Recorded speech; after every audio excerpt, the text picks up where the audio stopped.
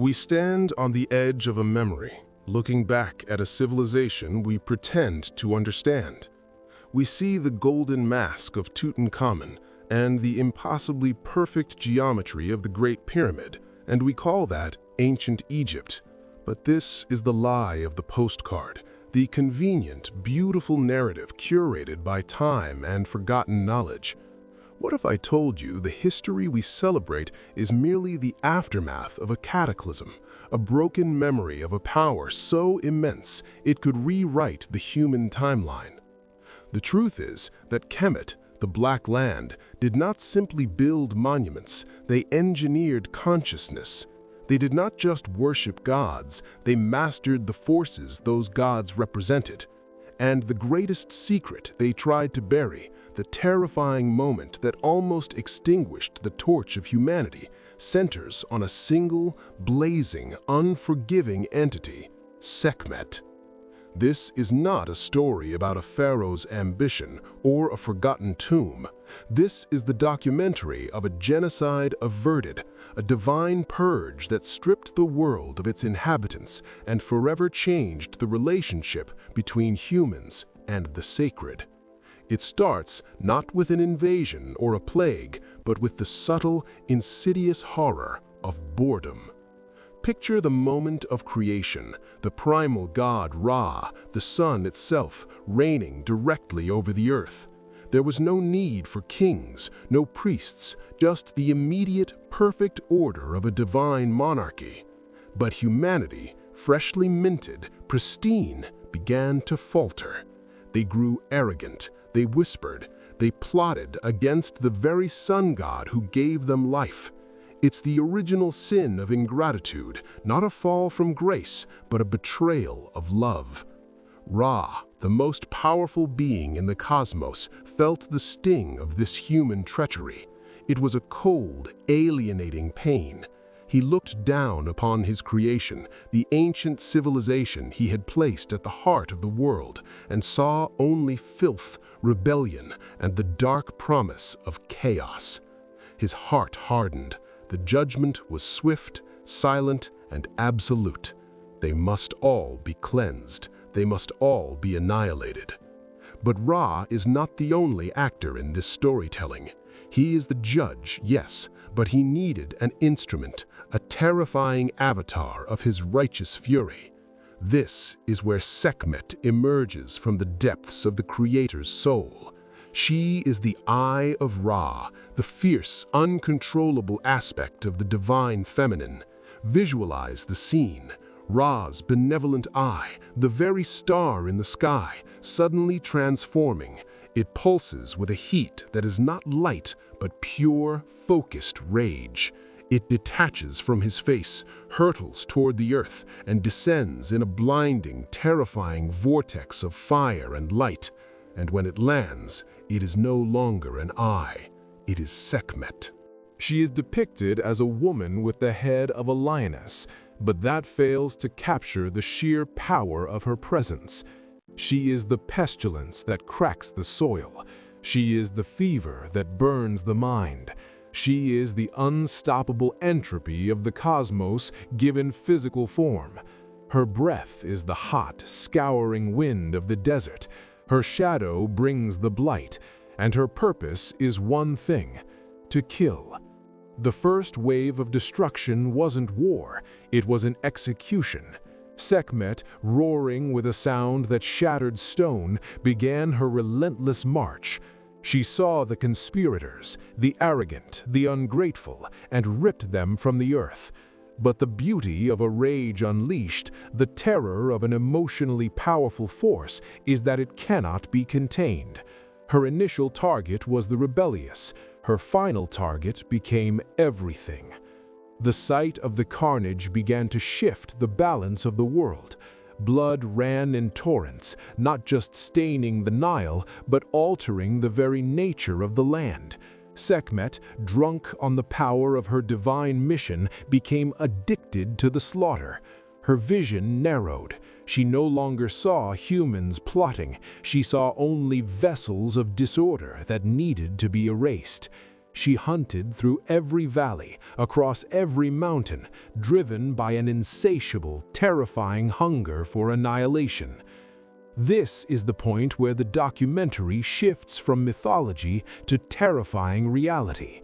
What was the real-world event that inspired this myth? Was it a massive climate collapse, a solar flare, or a historical genocide so profound that the only way to process it was the blame of vengeful goddess? The history of this period is intentionally veiled, obscured by the very people who lived through it. They didn't want the details remembered. They only wanted the lesson to survive. Ra, watching from above, felt a cold dread replacing his anger. His instrument of justice had become an engine of extinction. He wanted a correction, not an ending. He wanted a lesson, not the void. He realized in horror that if Sekhmet was not stopped, the very foundation of his cosmos would be jeopardized. The order he sought to impose would be replaced by a chaos far worse than human rebellion, the madness of a god. The irony is profound. The beings Ra judged unworthy were now being saved by the very god who had condemned them. But how do you stop an unstoppable force? How do you reason with the divine manifestation of rage? You cannot fight fire with fire. You must use deception. The plan that followed is perhaps the most bizarre, the most desperate, and the most crucial act in the entire history of ancient civilization. It was a plan built not on power, but on intoxication, and it had to be deployed before the sun set one final devastating time. The clock was ticking.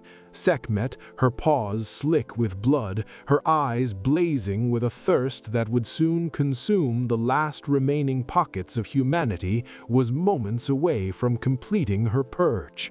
Ra's creation hung by the thinnest thread. The intervention had to be perfect, the mixture had to be potent, and the goddess had to be tricked into drinking the river of death itself. The world was dying. Not with a bang, but with the relentless, burning persistence of Sekhmet's fury. How do you trick a force that embodies all-seeing divine justice? Ra, recognizing his colossal error, the moment he unleashed an entity he could no longer control, had to act with the cunning of a thief, not the majesty of a god. He needed a counterforce, not a confrontation. He needed distraction. And the distraction had to be indistinguishable from the very sustenance Sekhmet craved.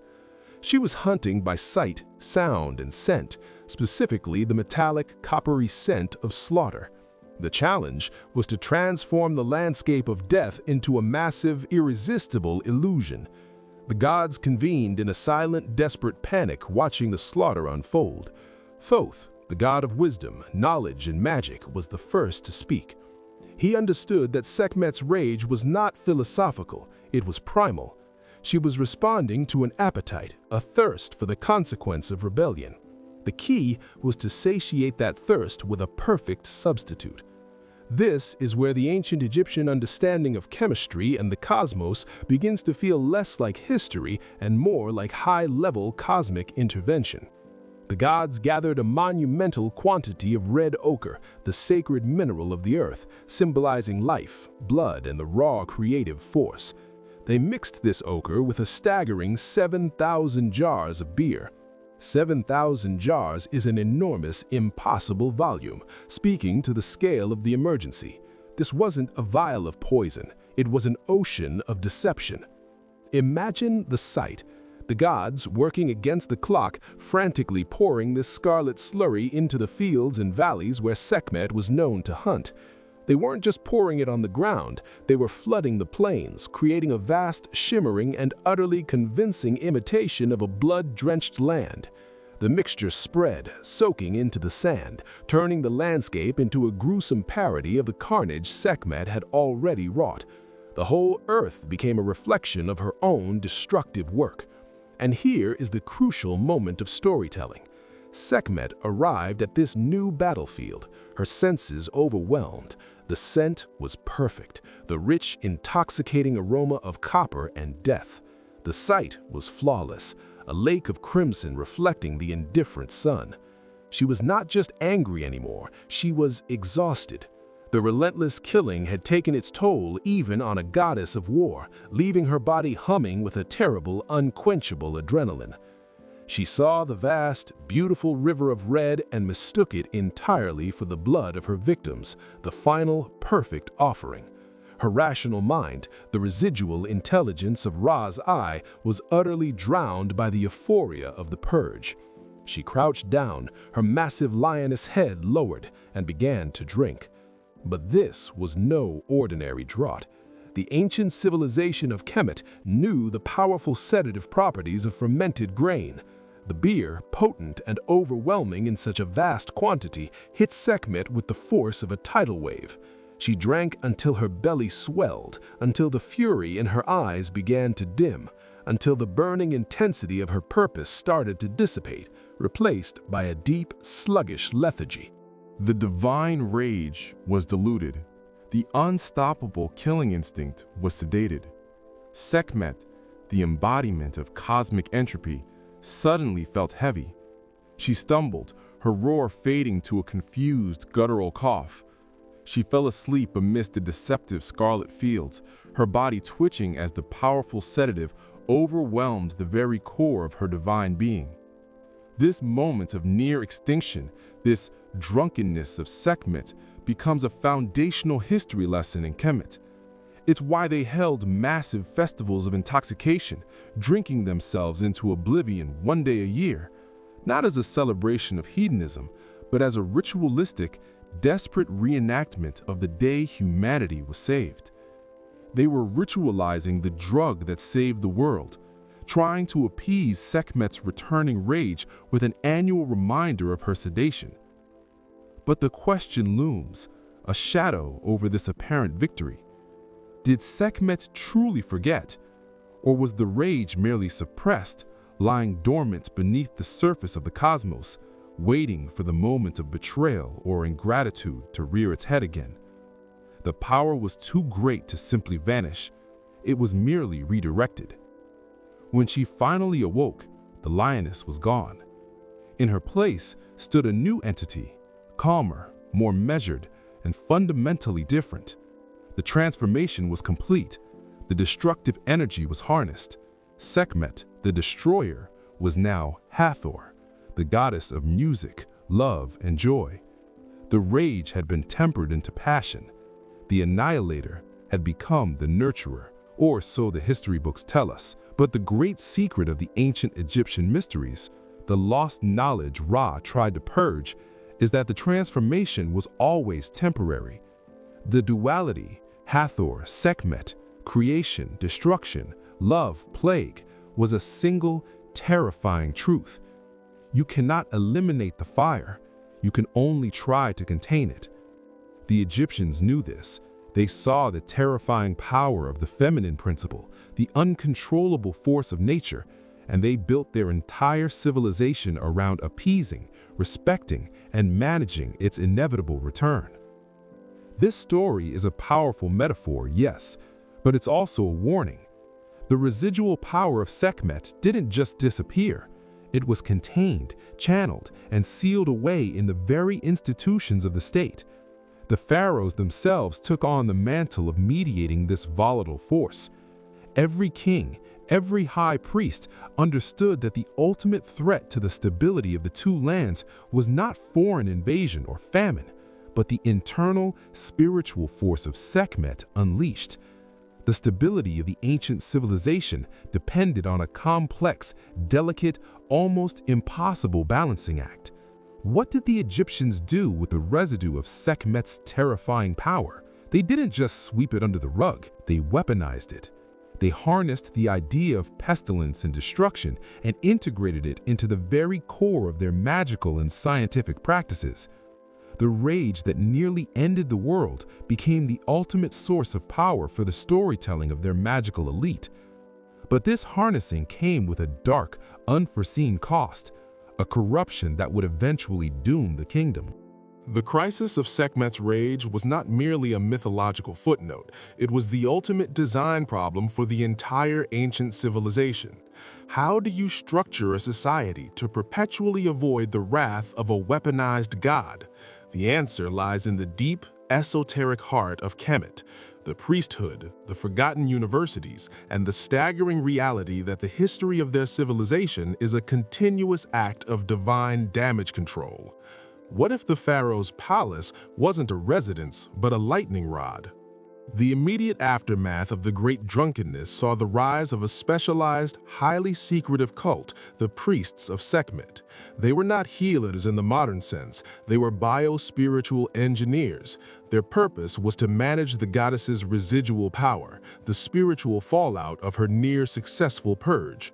They understood that the goddess was not just a lioness, she was the spiritual vector for all plague, pestilence, and sudden inexplicable death. Every famine, every disease outbreak, every moment of social chaos was to them the first tremor of Sekhmet stirring again. They developed a sophisticated system of storytelling and ritual medicine designed to appease her. But beyond the public display, a far darker documentary of their work existed. These priests were tasked with collecting and concentrating the residual mana of her destructive force. They saw the destructive power as a kind of high-grade spiritual electricity, dangerous to touch, yet unimaginably useful. They wanted to weaponize the fear of Sekhmet. They began to incorporate her image into the foundations of temples and the hilts of royal weaponry. They sculpted thousands of statues of Sekhmet, an act that seems counterintuitive. Why invite the image of the destroyer? They did it not to worship her in the conventional sense, but to contain her. Each statue, crafted from hard black diorite or granite, was a spiritual battery, a receptacle intended to draw the lingering, free-floating energy of pestilence out of the air and seal it within the stone. It was a massive, countrywide, magical quarantine project. Imagine a city built on the premise that the gods could turn on you at any moment. The ancient civilization of Kemet was obsessed with Ma'at, divine order, precisely because they knew the terrifying, fiery chaos that existed just outside its boundary. Sekhmet, the embodiment of Isfet, disorder, was their constant, terrifying muse.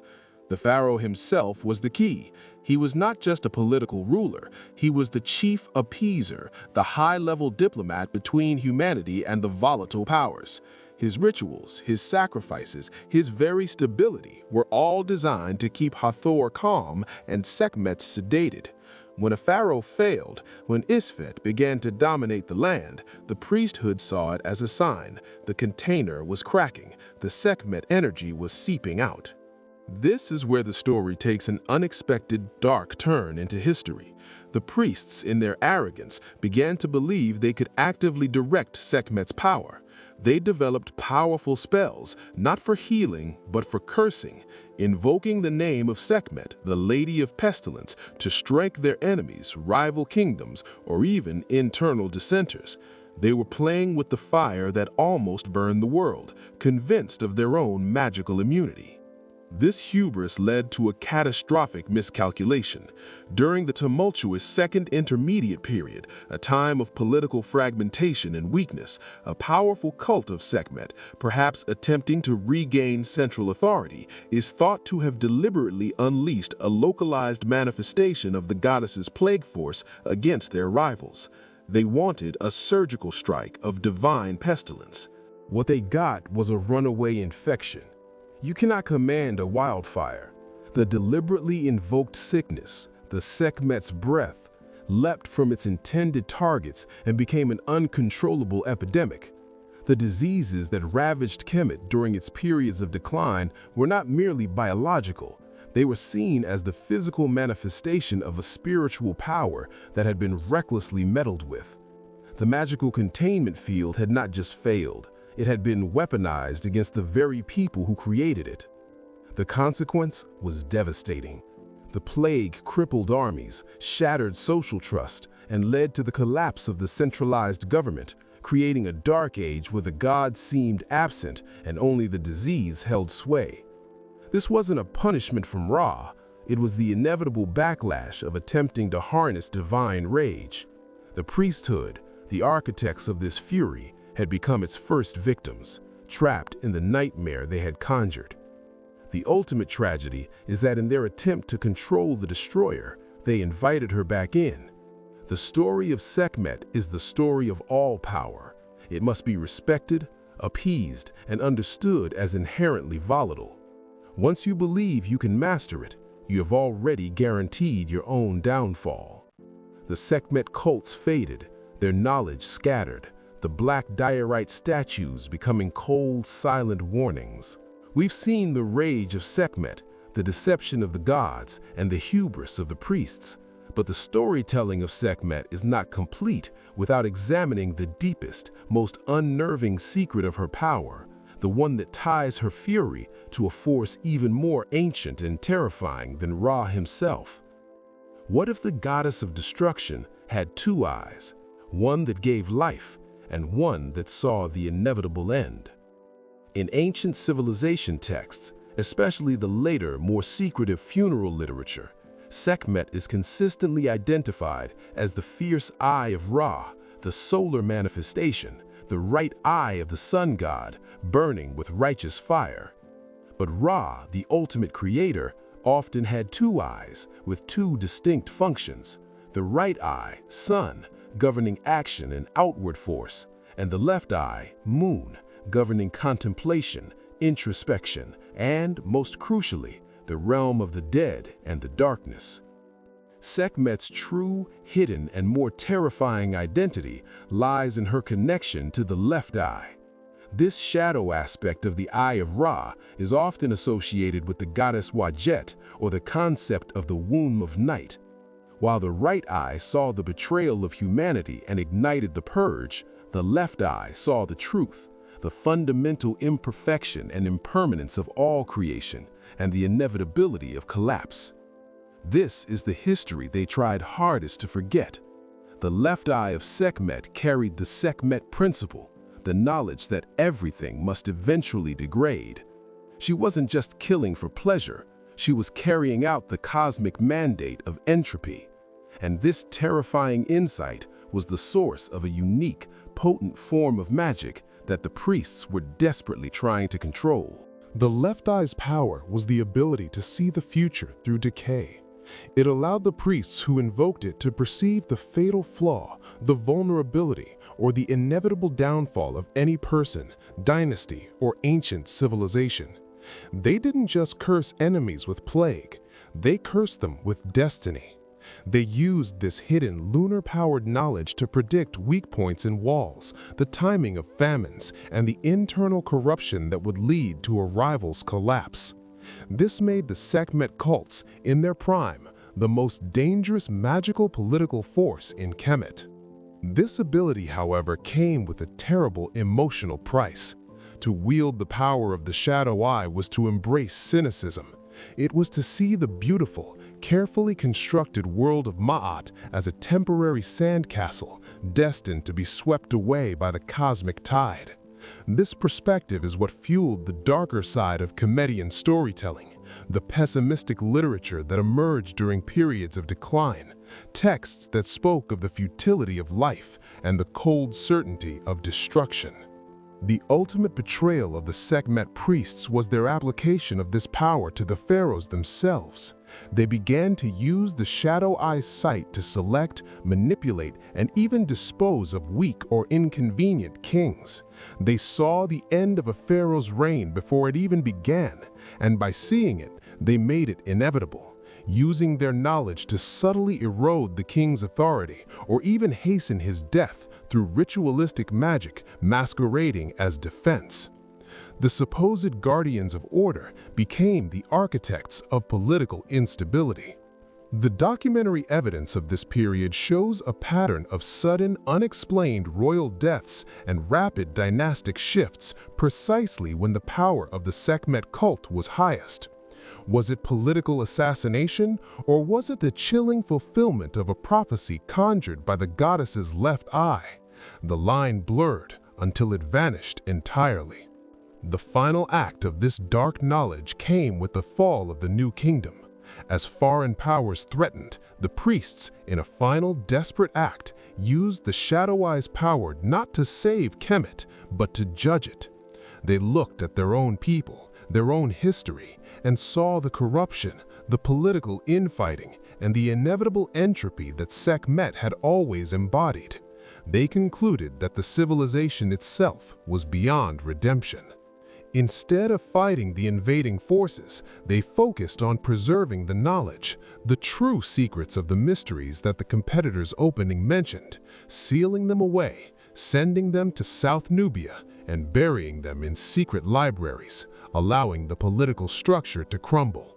They saw the collapse not as a defeat, but as a necessary phase shift. The death of the empire was simply the last stage of Sekhmet's mission, the cleansing of a flawed order so that a new one, centuries later, could potentially emerge. They were willing to sacrifice the present for the sake of an impossibly distant future. They turned their backs on the Nile and retreated into the desert, taking the true volatile secrets of Sekhmet's power, the formulas, the incantations, and the emotional understanding of plague and collapse with them, consigning the great era of Kemet to the shadow of a memory. This act of abandonment, seeing the collapse as a predetermined destiny, sealed Kemet's fate. The final piece of this storytelling puzzle, the shocking payoff to the myth of Sekhmet, lies not in grand temples or buried pharaohs, but in a small, concealed container, the final, terrifying inheritance of the disillusioned priests. What happens when a divine power, sealed for millennia, is accidentally awakened in the modern world? As the priests retreated, taking the secrets of the Shadow Eye with them, they performed one last extraordinary ritual. They couldn't simply dispose of the accumulated divine energy.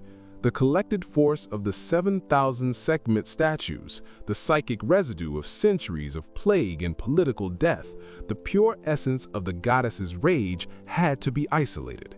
It was too volatile to leave behind, too dangerous to carry freely. They chose an artifact of ultimate significance, the jar of contained catastrophe. This was a ritual vessel, often described vaguely as a cryptic jar of black basalt.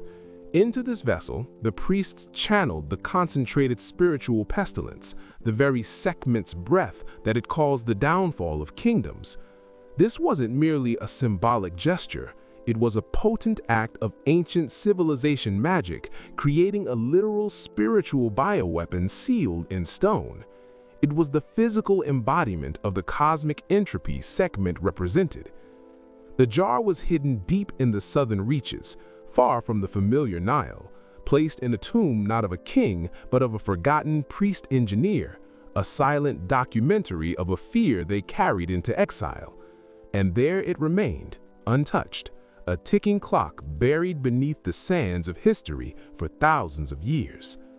Now, fast forward to the 1920s, the golden age of Egyptology. Western archaeologists, driven by curiosity and a thirst for gold, began unearthing the forgotten sites of the South, places the locals warned were cursed, places touched by the fever of the lioness. The artifact was eventually found not by a famous name, but by a minor, almost anonymous archaeological assistant. They uncovered the jar, which was distinct from the typical funerary items, black, heavy, unnervingly cold to the touch, and inscribed not with praise for the afterlife, but with powerful, interlocking hieroglyphs of containment and warning. The warnings were ignored. The jar was cataloged, crated, and shipped back to a European museum, seen as an exotic historical curiosity, a relic, not a bomb. The moment the jar was unsealed, centuries of accumulated spiritual pressure were released. It didn't manifest as a roaring lioness or a pillar of fire. The power of Sekhmet's left eye is far more insidious. It was a rapid, unexplained sequence of catastrophic events centered around the object's location. First came the immediate localized effect, a sudden severe outbreak of a previously unknown strain of illness among the museum staff and their families. This was followed by a series of spectacular yet highly localized misfortunes. financial ruin for the museum director, unexplained structural collapses, and a string of suicides among those who had directly handled the jar. The pattern was clear to anyone steeped in Kemetian lore. Sekhmet had stirred. The goddess, through her concentrated essence, was striking out at the descendants of the ungrateful and the uninitiated who dared to touch her power. This moment of accidental awakening confirms the ultimate lesson of this history. Sekhmet's power is not a moral judge, but a force of nature that punishes disrespect, not sin. It is the cosmic principle that chaos is always waiting and order is only ever temporary. The rage does not die, it is only contained. The modern museum, terrified by the unexplained events and the growing public whisper of a curse, secretly resealed the jar, removed the most volatile storytelling warnings, and relegated it to the deepest, most secure vault, classified not as an artifact, but as a biological hazard. It remains there to this day, an inert, cold piece of rock whose true purpose is to function as a spiritual capacitor for a divine force. The myth of Sekhmet is not about saving humanity from a purge. It is about the fundamental, emotionally powerful truth that the greatest danger to ancient civilization, and to ours, is the arrogance of believing we can master the forces we do not understand. We look at the pyramids and see triumph. We should be looking at the black basalt jar and seeing a warning. Kemet's ultimate legacy is the story of a civilization that built its entire existence on a fragile, desperate lie. The illusion that they had successfully sedated the flame that nearly ended humanity. The Sekhmet principle is still active. Every pandemic, every time the earth seems to shift violently underfoot, every moment of global, inexplicable disorder is a reminder that the lioness is not gone. She is merely waiting, and all it takes is one wrong move, one curious hand, one moment of forgotten history to unleash the power of the Shadow Eye again.